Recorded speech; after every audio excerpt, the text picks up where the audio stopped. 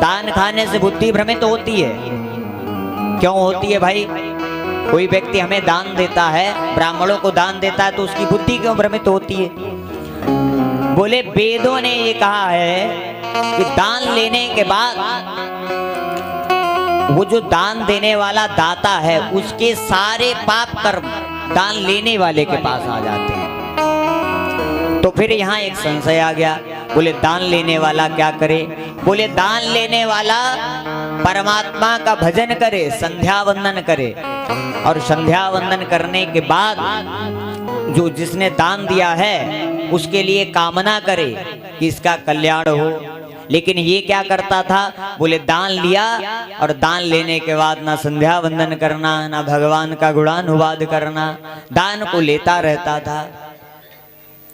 तो परमात्मा, बोले परमात्मा ने इसकी तरफ से दृष्टि हटा ली।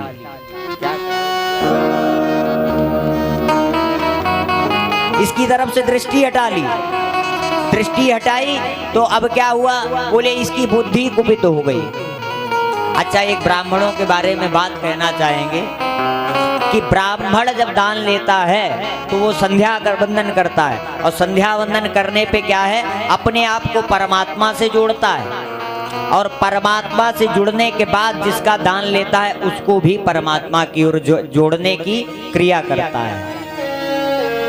लेकिन अब क्या हो गया?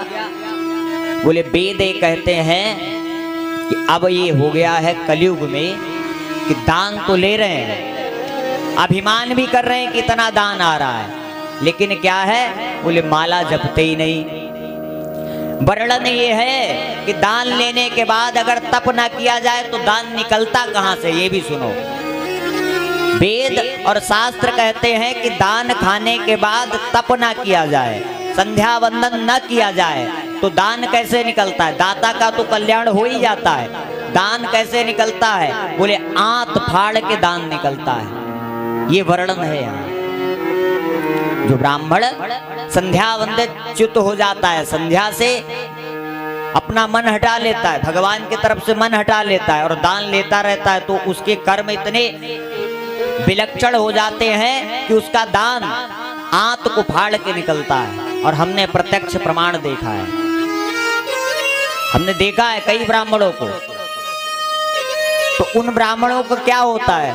बोले किसी को कैंसर हो जाता है, किसी को हार्ट अटैक हो जाता है, और किसी की आंतें फट जाती हैं। दान खाना कोई छोटी मोटी बात नहीं है। क्यों? उस समय ये होता है कि जब दाता अपना दान देता है तो अपने सारे कर्मों को याद कर लेता है। भगवान हमारा कल्याण करें, भगवान हमारा ये कर दें, भगवान हमारा ये कर दें। और उस समय दान लेने वाला कौन होता है? बोले भगवान स्वरूप होता है। तो भगवान क्या है? बोले भगवान सदैव ब्रह्म को जपते हैं, और जो दान लेता है वो भगवान के स्वरूप है, तो उसको भी ब्रह्म की समाधि लेकर संध्या वंदन आदि करना चाहिए। अजामिल ने संध्या वंदन त्याग दिया, और जैसे ही त्यागा तो इसकी बुद्धि भ्रमित हो गई।